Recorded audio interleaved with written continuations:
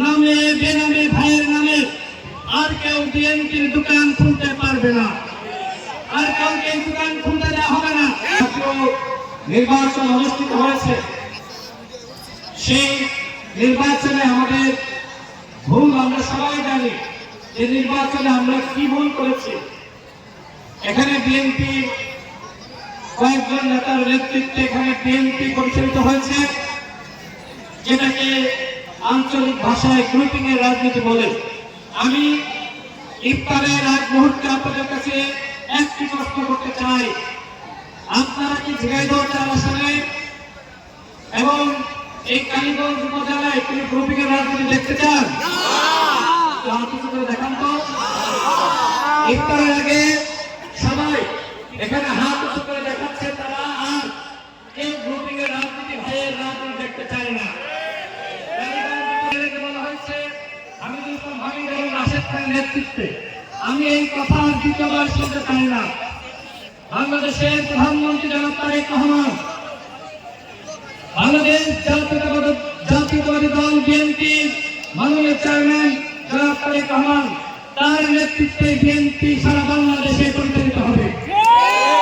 যদি ভাইয়ের নামে ব্যক্তির নামে বিএনপি পরিচালিত হয়, সেই বিএনপি পরিশুদ্ধ বিএনপি হতে পারে না।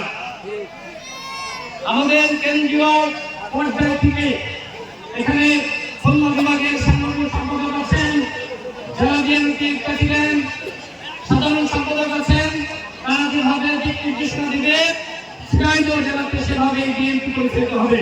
এই ব্যাপারে আপনাকে একমত? যদি আপনারা একমত হয়ে থাকেন তাহলে এখানে নামে বেনামে ভাইয়ের নামে আর কেউ বিএনপির দোকান খুলতে পারবে না, আর কাউকে দোকান খুলতে দেওয়া হবে না। ঝিনাইদহ 4 আসনের নির্বাচনে আমরা দেখেছি এই ভাইয়ের দল, অমুকের দল, তমুকের দল এই দোকান খুলে কিভাবে বিএনপিকে এখানে পরাজিত করা হয়েছে। ভবিষ্যতে বিএনপিকে আর কেউ যদি এখানে পরাজিত করতে চায় তার দাঁত ভাঙা জবাব দেওয়া হবে। এবং ঝিনাইদহ 4 আসনের বিভিন্ন ইউনিয়নে আমরা লক্ষ্য করছি এই রমজানের মধ্যে বিভিন্ন জায়গায় মারামারি, কাটাকাটি, হিংসা, বিদ্বেষ। আমি ইতিমধ্যে এসপিকে এবং ডিসিকে বলে দিয়েছি, ওসিকে ইউনোকে বলে দিয়েছি, তার লোকই হোক না কেন, যেখানেই মারামারি হোক, যারা অন্যায়ের সাথে জড়িত হোক, তারা যার লোকই হোক না কেন, তাদেরকে আপনারা গ্রেপ্তার করবেন। আপনারা কি মারামারি গ্যাঞ্জাম দেখতে চান? সুতরাং আমরা সবাই যদি একতাবদ্ধ থাকি তাহলে এই ঝিনাইদহ 4 আসনে কালীগঞ্জ উপজেলায় এবং সদরের 4টা ইউনিয়নে কোনো মারামারি হানাহানি চলবে না। সর্বশেষ বলতে চাই, আজকে ফ্যামিলি কার্ডের উদ্বোধনী হয়েছে। আপনারা দেখেছেন মাননীয় প্রধানমন্ত্রী জনাব তারেক রহমান এই ফ্যামিলি কার্ডের উদ্বোধন করেছে। সারা বাংলাদেশে 4 কোটি মায়েদের কাছে, বোনদের কাছে এই কার্ড ইনশাআল্লাহ ধাপে ধাপে পৌঁছে যাবে।